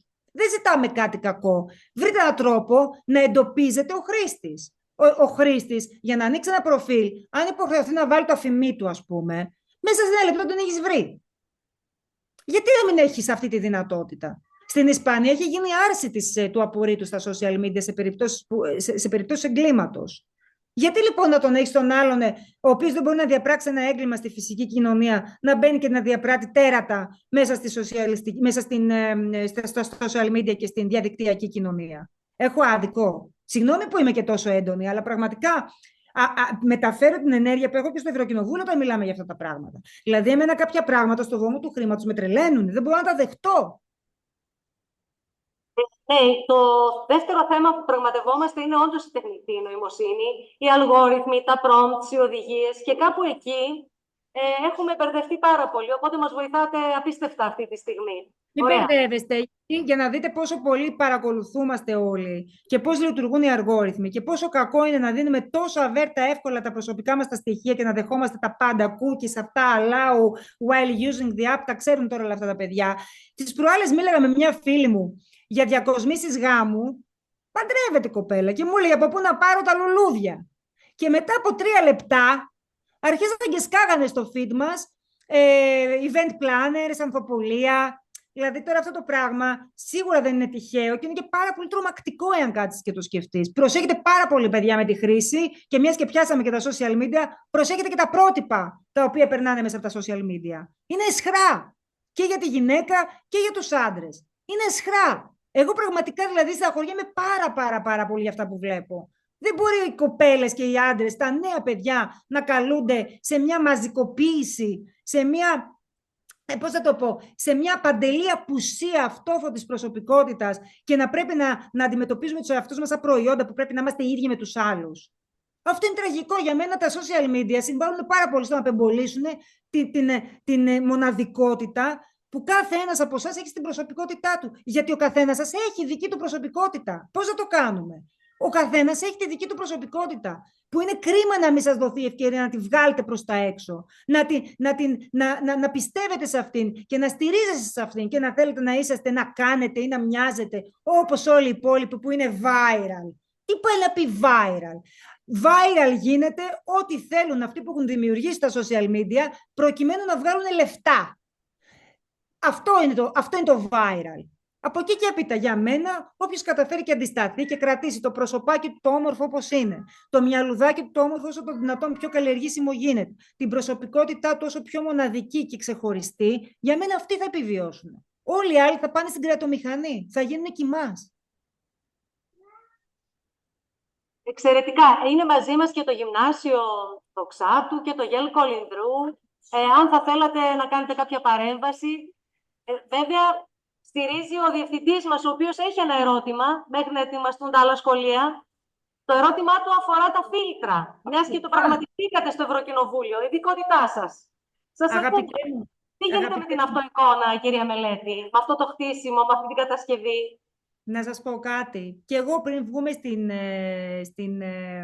στη σύνδεσή μας, φρόντισα να κάτσω κάπου που να έχω ένα ωραίο φως. Αυτή τη στιγμή με χτυπάει το φως απέναντι, για να φαίνομαι ευχάριστη. Καταλάβατε? Αυτό δεν έχει καμία σχέση με το να θέλω να πάρω ένα φίλτρο και να παραποιήσω την εικόνα μου και να βγω μια άλλη σε σχέση με αυτό που είμαι. Γιατί να το κάνω αυτό? Γιατί δεν αποδέχομαι τον εαυτό μου? Δεν τον αγαπάω? Δεν μου αρέσει? Θέλω να είμαι σαν όλες αυτές τις υπόλοιπες που κυκλοφορούν, που και αυτές έχουν πέσει θύμα μιας κοινωνίας η οποία δίνει τόση σημασία στην εικόνα. Πάντα έδινε σημασία στην εικόνα η κοινωνία. Τώρα όμως δίνει και σε μια συγκεκριμένη εικόνα. Και εδώ στοχοποιούμαστε περισσότερο οι γυναίκες. Έχετε δει κανέναν άντρα μετά τα 40 να αρχίσει να τραβιέται, να τον νοιάζει αν θα του πέσουν εδώ τα βλέφαρα ή αν θα πρέπει να μεγαλώσει τα χείλη του? Όχι. Όλα τα προϊόντα ομορφιάς, τα καλλυντικά, τα προϊόντα νεότητας, τα προϊόντα αντιγύρανσης, στοχοποιούν τις γυναίκες. Λες και μόνο οι γυναίκες γερνάνε, οι άντρες δεν γερνάνε. Λες και μόνο οι γυναίκες πρέπει να είναι κουκλίτσες από τα 5 μέχρι τα 105. Παιδιά, δεν είναι έτσι. Όλοι θα μεγαλώσουμε, κάποια στιγμή αυτή η εμφάνιση θα φύγει. Όλοι έχουμε τη δυνατότητα να αλλάξουμε την εμφάνισή μας. Το θέμα είναι γιατί να το κάνουμε αυτό. Για να αρέσουμε σε ποιον? Σε εμάς, στους άλλους, για να παραμείνουμε για πάντα νέοι? Για μένα η χρήση των φίλτρων, μετά από ένα πολύ συγκεκριμένο τρόπο και βαθμό, κρύβει διαταραχή. Και για μένα δεν το λέω σαν Ελεονόρα Μελέτη, το λέω σαν άνθρωπο που έχει διαβάσει και 5-6 έρευνες παραπάνω. Το ότι έχουν πει στο DMS, το DMS είναι η βίβλος, αν θέλετε, των ψυχικών διαταραχών, είναι ένα εγχειρίδιο με το οποίο λειτουργούν οι ψυχίατροι και οι ψυχολόγοι για να μπορούν να κάνουν διάγνωση σε ψυχοπαθολογίες. Έχει εμπλουτιστεί τα τελευταία χρόνια και έχουν μπει μέσα διαταραχές που έχουν προκύψει από τη χρήση των social media. Η διαταραχή σωματικής δυσμορφίας, ας πούμε, έχει προκύψει από τη χρήση των φίλτρων. Και έχει να κάνει με αυτές που χρησιμοποιούν τα φίλτρα σε υπερβολικό βαθμό. Δηλαδή, τώρα δεν σας έχει τύχει εσάς ποτέ να δείτε μια γυναίκα και να πείτε «Καλέ, αυτή είναι αυτή». Ή είναι αυτό το αστιάκι που γίνεται στο Instagram, τι παρήγγειλες, τι σου ήρθε. Έχω άδικο, δεν σας έχει τύχει ποτέ. Και στην τελική, σε ποιον λέμε ψέματα? Στους άλλους? Οι άλλοι δεν θα μας δουν σε φυσική ζωή. Δεν ξέρουν πώς ήμασταν, πώς είμαστε. Στον εαυτό μας λέμε ψέματα. Γιατί το βράδυ που θα πέσουμε για ύπνο και θα κλείσουμε τα μάτια και θα μείνουμε μόνοι μας με τον εαυτό μας, ή που θα κοιταχτούμε στον καθρέφτη, εκεί δεν θα έχει φίλτρα. Και όσα φίλτρα και να βάλεις μέσα στο πρόσωπό σου, στο σώμα σου, για να γίνεις αυτό το ιδεατό που θα ήθελες εσύ, που αυτό όταν θες να είσαι κάτι άλλο από αυτό που είσαι, σημαίνει ότι απορρίπτεις τον εαυτό σου. Δεν υπάρχει πιο σκληρό πράγμα, ρε παιδιά, από το να απορρίπτεις τον εαυτό σου. Πού πάμε? Ξέρετε πόσο βασανιστικό είναι να απορρίπτεις τον εαυτό σου? Δεν βγαίνει η ζωή έτσι με το να απορρίπτεις τον εαυτό σου. Ο εαυτός είναι ο μόνος τον οποίο θα έχεις από τη μέρα που γεννήθηκες μέχρι τη μέρα που θα πεθάνεις. Μόνος σου, ο μπαμπάς μου έλεγε κάτι πολύ σοφό. Μόνος σου γεννιέσαι, μόνος σου πεθαίνεις. Εκείνη τη στιγμή είσαι μόνος σου και έχει δίκιο. Είσαι ένας συνταξιδιώτης, έχεις ένα κουφάρι, αυτό καλός ή κακός σου δόθηκε, τελείωσε. Κοίτα να κάνεις τη ζωή σου πιο όμορφη και πιο απολαυστική με αυτά που έχεις. Γιατί να θες να είσαι κάτι άλλο? Και να θες να είσαι κάτι άλλο εμφανισιακά. Έχεις ζηλέψει ποτέ κανείς στο μυαλό του άλλου? Δεν νομίζω. Δεν έχω ακούσει ποτέ μια γυναίκα να λέει «Α, θα ήθελα να είχα το μυαλό της Madame Curie». Όχι. Θα ήθελα να είχα τα χείλη της Kardashian, λένε. Εγώ αυτό το πράγμα δεν το καταλαβαίνω. Αν εγώ δηλαδή πραγματικά μπορούσα να καταργήσω τα φίλτρα, έτσι θα τα καταργούσα. Αλλά επειδή δεν γίνεται, προσπαθώ όταν βρίσκομαι με νέους ανθρώπους να τους πω πόσο μοναδικοί είναι, που δεν το καταλαβαίνουν και δεν το ξέρουν, πόσες δυνατότητες έχουν, πόσα πράγματα μπορούν να κάνουν με αυτό που είναι ήδη, που δεν χρειάζεται να μοιάσουν σε κανέναν άλλον. Εγώ καλώ τους ανθρώπους σε οποιαδήποτε ηλικία να αγκαλιάσουν τον εαυτό τους, να αγκαλιάσουν τις ατέλειες τους. Δεν υπάρχει πιο ωραίο πράγμα από την ατέλεια, παιδιά. Υπάρχουν καλλιτέχνες οι οποίοι αυτοκτονούσαν όταν βλέπαν την τελειότητα του έργου τους. Δεν μπορούσαν να αντέξουν την τελειότητα. Δεν υπάρχει τελειότητα. Η ατέλεια κάνει, η δημιουργία της ατέλειας κάνει τις προσωπικότητες μοναδικές, είτε εμφανισιακά, είτε εσωτερικά. Γι' αυτό λοιπόν εγώ προτρέπω τα νέα παιδιά να τα αφήσουν αυτό, να τολμάνε να βγουν έξω έτσι όπως είναι. Αυτοί που είναι πραγματικά, γιατί είναι πανέμορφοι. Ο καθένας είναι πανέμορφος στη μοναδικότητά του. Η μοναδικότητα είναι αυτή που κάνει την ομορφιά. Δείτε το και σε ένα ράφι με προϊόντα. Θα πάτε σε αυτό που θα ξεχωρίσει, δεν θα πάτε σε αυτά που είναι παντού το ίδιο. Είναι μαζί μας και το 13ο Λύκειο Πάτρας, Κωστής Παλαμάς. Θα θέλατε κάποιο σχολείο, κάποια παρέμβαση, κάποιο θέμα να τεθεί? Θα σχολιάσετε κάτι? Κύριε Κίνη, είστε εντάξει με τα φίλτρα, ο διευθυντής μας? Χαιρόμαστε, κυρία Μελέτη, που είστε μαζί μας. Καλημέρα σας, καλημέρα σας. Πάρα πολύ σημαντικά αυτά που άκουσαν τα παιδιά μας, δηλαδή για τα φίλτρα. Μακάρι να μην παρασυρθεί ποτέ κανένα. Εγώ στεναχωριέμαι κύριε Διευθυντά, στεναχωριέμαι πάρα πολύ που τα βλέπω αυτά τα πράγματα, γιατί ξέρετε κάτι, αν κάτσεις λίγο με την ωριμότητα ενός πιο μεγάλου ανθρώπου, γιατί ξέρετε ότι δεν είμαστε το ίδιο όριμοι στα 46 και το ίδιο όριμοι στα 16, θα δεις ότι αυτό που συντελείται αυτή τη στιγμή στα social media είναι έγκλημα. Δηλαδή δεν μπορεί να αποτρέπεις τα νέα παιδιά από τη μοναδικότητα και την αυθεντία της προσωπικότητάς τους. Δεν μπορείς να προτρέπεις τις γυναίκες να μαζικοποιούνται. Είναι υποβαθμιστικό και για την ίδια τους τη θέση. Δεν μπορείς να καλείς τις γυναίκες να εκτελούν ένα ρόλο μόνο καταναλωτικό και να επικεντρώνονται μονάχα σε θέματα επιφάνειας.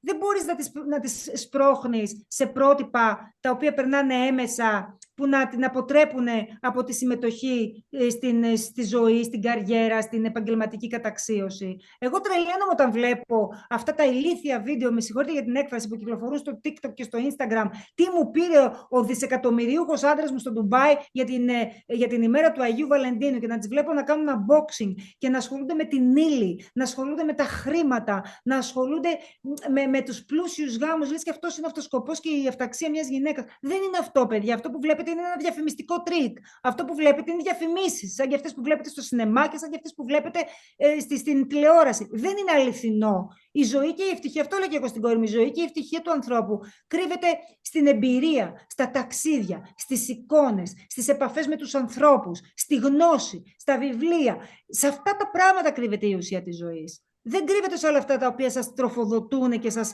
φορτώνουν μέσα από τα social media. Και σας τα λέω εγώ γιατί εγώ έχω μεγαλώσει σε μια γενιά χωρίς social media.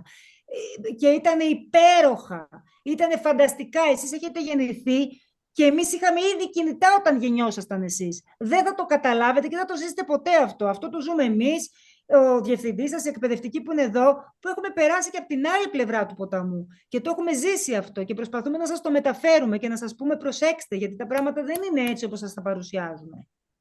Ξέρετε κάτι όμως, όταν μια κοπέλα 19 χρονών, 18 χρονών, ενώ ήταν πάντα στο δεύτερο πλάνο, ας πω στο παρασκήνιο, και ξαφνικά με τα φίλτρα βλέπει ότι η αποδοχή της αυξάνεται, εκείνη, έστω η προσωρινή ικανοποίηση. Δεν αυξάνεται η δική της. Τι θα απαντήσουμε. Δεν αυξάνεται η δική της συμμετοχή. Αυξάνεται η αποδοχή του avatar, όχι η δική της. Είναι μια παγίδα. Αυξάνεται το engagement και τα likes στο avatar της, όχι στον εαυτό της. Όχι, δεν είναι αλήθεια. Εγώ θα της έλεγα ότι είναι ψέμα αυτό που ζει. Και η σύγκρουση που θα νιώσει, η απόρριψη που θα νιώσει στην πραγματική ζωή, όταν αποδειχθεί ότι αυτό που είναι στα social media είναι ψέμα, θα είναι πολύ χειρότερη. Είναι. Πολύ χειρότερη. Και να σας πω και κάτι άλλο, κύριε Διευθυντά. Όταν ένας άνθρωπος έχει μέσα του μία συμπαγή προσωπικότητα, με αυτοεκτίμηση, με αυτοαποδοχή, με αυτοπεποίθηση, με σεβασμό προς τον εαυτό, με αγκάλιασμα και αποδοχή προς τις ατέλειες, δεν θα μπορέσει κανένας να τον αποδομήσει και να τον απορρίψει. Και ακόμα και αν απορρίψει, θα μπορέσει να διαχειριστεί την απόρριψη. Το θέμα μας είναι να μην απορριπτόμεθα.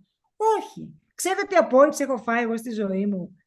Ξέρετε τι απόρριψη έχετε φάει εσείς όλοι οι ενήλικες που είσαστε και μιλάμε τώρα με τα παιδιά? Δηλαδή, γιατί να προστατεύσουμε τα παιδιά από την απόρριψη? Είναι κακή η απόρριψη. Για μένα η απόρριψη, όταν έχεις μια υγιή προσωπικότητα που μπορεί να διαχειριστεί. Η απόρριψη δεν είναι κακή.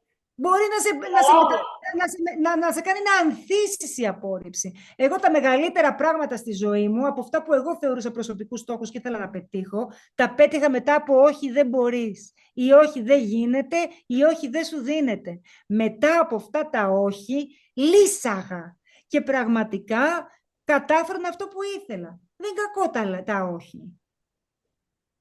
Το Γενικό Λύκειο Κολυνδρού σας έχει μια ερώτηση. Ναι. Δεν σας ακούμε. Τώρα, μ' ακούτε? Τώρα είμαστε οκ. Γεια σας από τον Κολυνδρό, από τη Βόρεια Πιερία. Να συγχαρώ το Δοξάτο για την εκδήλωση και να συγχαρώ και την κυρία Μελέτη. Πραγματικά ζηλεύω πάρα πολύ που έχετε την κυρία Μελέτη διαζώσεις μαζί σας, μάλλον live μαζί σας, γιατί εμείς την προηγούμενη εβδομάδα την ίδια ώρα είχαμε μία εκδήλωση και δεν μπορούσαμε να την έχουμε. Το είπα. Τον έφερα και εγώ το πρωί. Και πάλι συγχαρητήρια για την αμεσότητα που έχετε, κυρία Μελέτη, για τις εμπειρίες που τόσο ωραία μπορείτε να δώσετε στα παιδιά και πραγματικά σας εύχομαι να πετύχετε τους στόχους σας, εσείς τα παιδιά, και με την πρώτη ευκαιρία να σας έχουμε και εμείς μαζί. Καλή συνέχεια να έχετε. Και σας το χρωστάω, γιατί το είπα και εγώ στην αλήθεια, ναι. Επικοινωνίες μας, ότι σε πολλά σχολεία εμφανίζομαι με βίντεο, γιατί είναι το πρόγραμμα τέτοιο που δεν μας βοηθάει. Έχει έρθει ένα πολύ ωραίο ερώτημα από το Γέλ Δοξάτου στο chat, μπορώ να το θίξω, για τα άλλα φύλλα.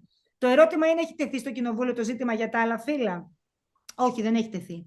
Δεν το πιάνουν αυτό το ζήτημα και χαίρομαι πάρα πολύ, γιατί αν τεθεί, εγώ θεωρώ ότι θα ανοίξει ο ασκός του αιώλου για πολύ δύσκολα πράγματα στο μέλλον. Όταν μιλάμε για φύλλα, μιλάμε για τα γέννη και για τα κοινωνικά φύλλα. Μιλάμε για το πώς γεννιέσαι και για το πώς θέλεις να δηλώνεσαι. Γεννιέσαι ή αγόρι ή κορίτσι? Υπάρχει κάποιος που θεωρεί ότι γεννιέται κάτι άλλο? Υπάρχει ένα ποσοστό της τάξης του 1,2% στον κόσμο, που και αυτό το αδεχόμαστε και το αγκαλιάζουμε γιατί συμβαίνει, που μπορεί ένας άνθρωπος να γεννηθεί με λάθος φύλο. Είναι αυτό το 1,2% που η φύση κάνει το λάθος της, γιατί και η φύση κάνει λάθη. Και μπορεί να γεννηθεί ένας άντρας ο οποίος να μην είναι άντρας, να είναι γυναίκα και να φαίνεται από την πρώτη του στιγμή ή το αντίθετο. Αυτές τις περιπτώσεις των μέχρι τώρα αποκαλούμενων αιμαφρόδιτων, γιατί έτσι λέγονται επιστημονικά, έτσι, που τώρα θέλουν να λέγονται αλλιώς και το δεχόμαστε και το αγκαλιάζουμε και αυτό, συμβαίνει. Και συμβαίνει όχι μόνο στο ανθρώπινο είδος, συμβαίνει σε όλα τα είδη, από τα φυτά μέχρι τα ζώα. Δεν έχει καταλάβει η ανθρωπότητα για ποιο λόγο η φύση μπορεί να κάνει κάτι τέτοιο, αλλά μάλλον ανήκουμε σε αυτό το 1,1% της περίπτωσης που και η φύση δεν προβλέπει να είναι όλα τέλεια. Επομένως, και αυτοί όμως οι άνθρωποι έχουν γεννηθεί σε ένα φύλο. Εάν πιάσουμε την κουβέντα των κοινωνικών φύλων, που μέχρι στιγμής είναι 52, και έχουν να κάνουν με το αν εγώ θέλω να δηλώνω non-binary, binary, fluidity, gender, κάτι, δεν τα προλαβαίνεις, βγαίνουν σαν τα κεφάλια της Λενέας Ύδρας. Δηλαδή, πραγματικά, πιστεύω ότι θα ανοίξουμε μια κουβέντα η οποία θα οδηγήσει στην τρέλα. Εγώ θέλω μόνο να σας πω το εξής. Καταπατάτε κάποιο δικαίωμα σε όλους αυτούς που θέλουν να δηλώνουν μπρόκολα? Όχι. Καταπατάτε κάποια ιδέα ή κάποιο δικαίωμα σε όλους αυτούς που θέλουν να δηλώνουν non-gender fluidity, δεν ξέρω και εγώ πώς τα λένε αυτά? Όχι. Έχουν το δικαίωμα να το κάνουν οι άνθρωποι? Βέβαια, θα μου απαγορέψετε εσείς να βγω εγώ και να δηλώσω εξωγηινός? Όχι. Έχω το δικαίωμα στο πλαίσιο της ελευθερίας της λόγου να δηλώσω το οτιδήποτε. Μπορώ εγώ να σας υποχρεώσω να μου φέρεστε σαν να είμαι εξωγηινός? Όχι.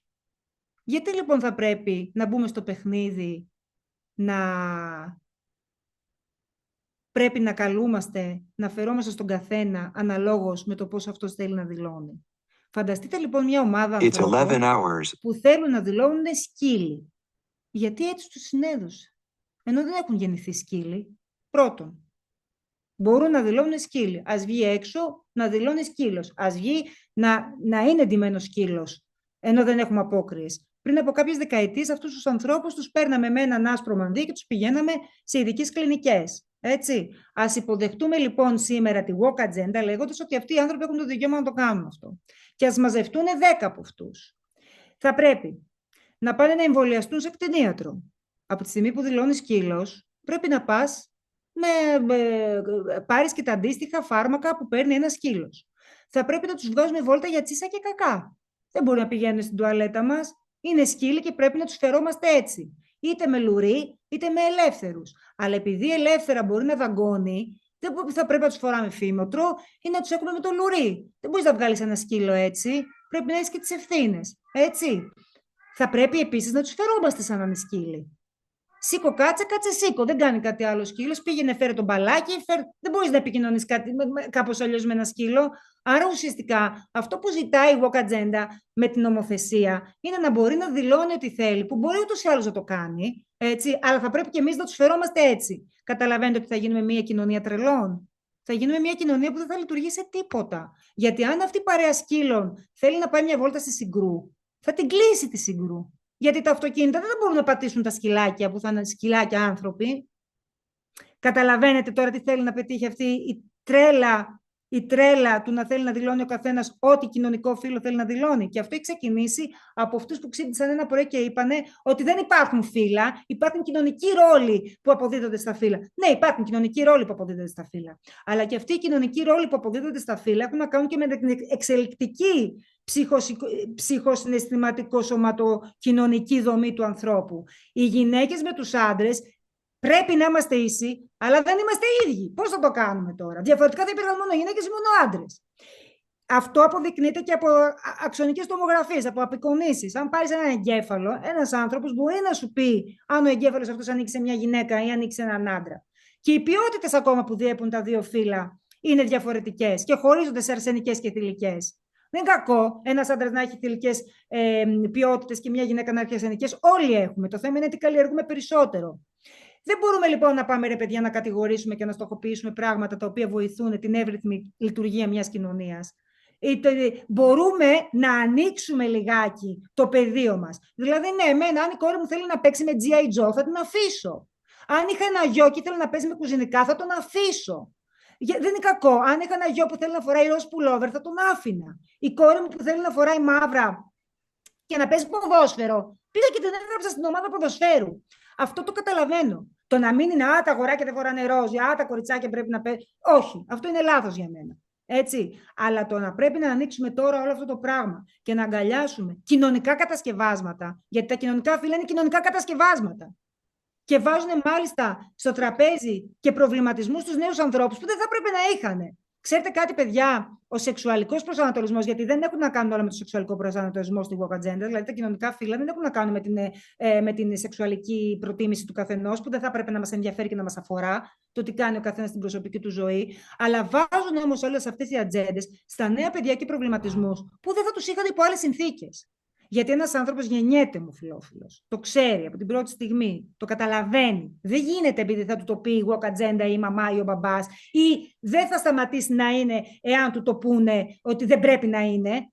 Τελείωσε το θέμα. Πώς γεννιέσαι με πράσινα μάτια, γεννιέσαι και με αυτό. Και είναι αποδεδειγμένο αυτό πλέον επιστημονικά. Άρα τι πάμε να πολεμήσουμε, τι πάμε να ανοίξουμε. Πάμε να βάλουμε δηλαδή σε ένα παιδί το οποίο έχει γεννηθεί straight την ιδέα ότι μπορεί να είναι ομοφυλόφιλο, ή πάμε να βάλουμε την ιδέα σε ένα παιδί που έχει γεννηθεί ομοφυλόφιλο ότι μπορεί να γίνει straight.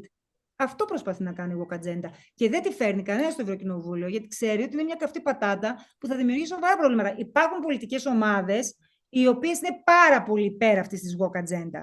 Πολύ. Δεν ψηφίζονται όμως αυτά που ζητάνε. Καταψηφίζονται. Και καταψηφίζονται αβέρτα. Δηλαδή δεν δίνουμε χώρο σε αυτό.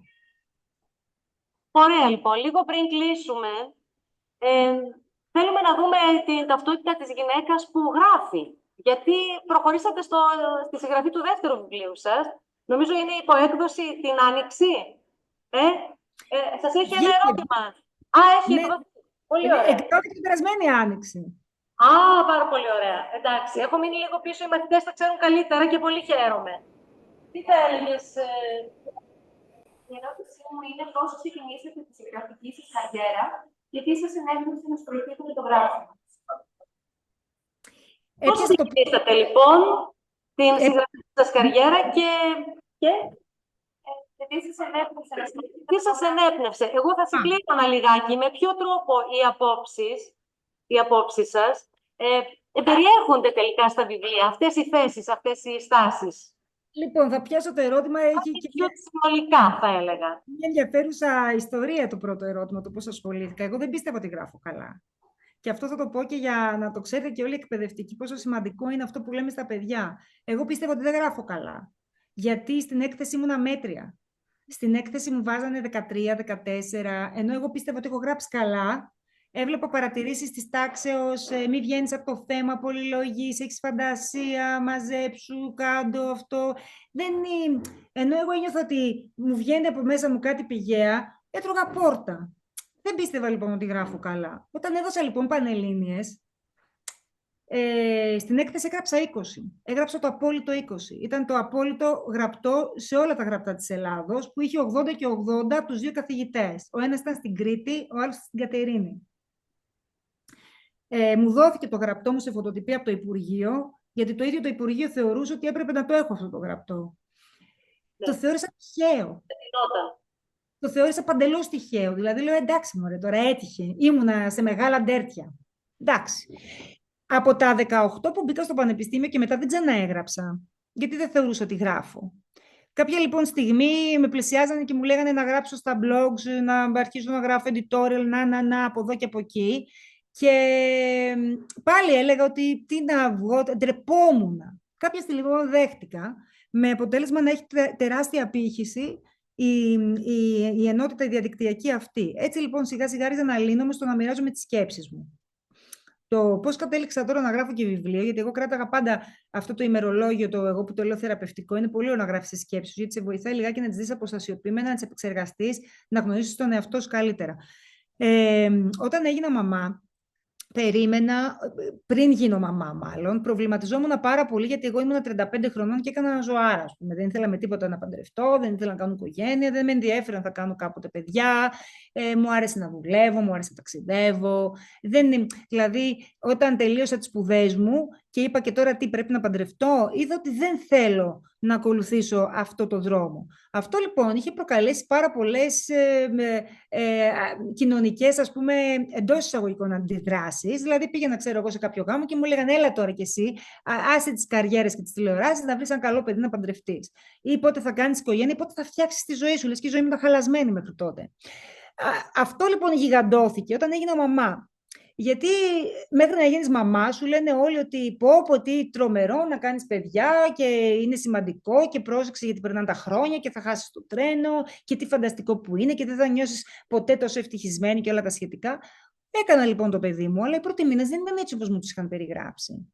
Δεν είχα κατάθλιψη επιλόχη, που και αυτό είναι μια καραμέλα που τη φοράμε εύκολα στις γυναίκες, γιατί είναι λογικό ότι μετά την γέννα έρχεται μια, αν θέλετε, ανισορροπία στη διάθεση, στην προσωπικότητα, στα θέλω, στις προτεραιότητες, και αυτό θέλει λίγο χρόνο. Μιλάμε για μια απόλυτη μετάβαση. Αλλά εγώ δεν ένιωθω όλο αυτό το φανταστικό προσωπείο της μητρότητας, το οποίο μου είχαν περιγράψει μέχρι τότε, και άρχισα να γράφω. Κάποια λοιπόν στιγμή, στα 2 χρόνια της Αλεξανδρούλας, μου είχα γράψει κάποια παιδικά παραμύθια. Μία φίλη μου που με άκουσε να τα λέω στην κόρη μου είπε ρε, τι ωραία παραμύθια είναι αυτά που τα βρήκες. Λέω, εγώ τα έχω γράψει. Τα πήρε λοιπόν, μου ζήτησε να τα γράψω και τα πήγε στις εκδόσεις Διόπτρα, χωρίς να πούνε ότι είναι δικά μου, γιατί φοβόμασταν μήπως υπάρχει μια, αν θέλετε, προκατάληψη ως προς το ότι το πρόσωπο της τηλεόρασης τώρα θα γράψει και παραμύθια. Και είπανε οι συγγραφείς να γνωρίσουμε τη συγγραφέα. Λέει, οι εκδότες λένε να γνωρίσουμε τη συγγραφέα, είναι πολύ ωραία τα βιβλία. Και εμφανίστηκα εγώ. Και γυρίζει και μου λέει, γράφεις και για ενήλικες? Λέω, κάτι γράφω, λέω, και για ενήλικες. Μου λέει, μπορείς να μου δώσεις κάποια γραπτά? Του έδωσα και μου λέει, θέλω να μου γράψεις κάτι για ενήλικες. Και του λέω, το έχω έτοιμο, αλλά δεν ξέρω αν θα κάνει καλό. Μου λέει, τι? Λέω, αποδομώ λίγο το προσωπείο της τέλειας μητρότητας. Και κάπως έτσι βγήκε το Γυναίκα ψάχνει. Και μετά το δεύτερο βιβλίο, το οποίο και αυτό είναι βασισμένο σε ένα προσωπικό βίωμα, αυτό της συναισθηματικής κακοποίησης, που μου πήρε 15 χρόνια να το επεξεργαστώ και 18 χρόνια να το μοιραστώ με τον κόσμο. Το μόβ ποδήλατο. Το μόβ ποδήλατο. Ναι, οκ.